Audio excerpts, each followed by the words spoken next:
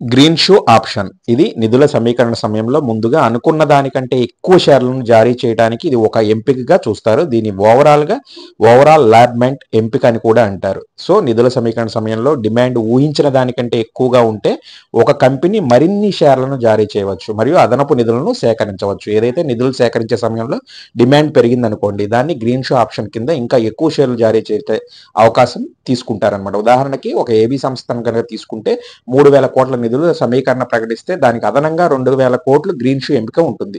So ఇది నిధుల సమీకరణ మొత్తం పరిమాణం 5,000 కోట్లకు పరిమాణంగా ఉంటుంది. సో దీని ఎంపిక కూడా త్రూ సెబీ కంట్రోలింగ్లోనే ఉంటుంది.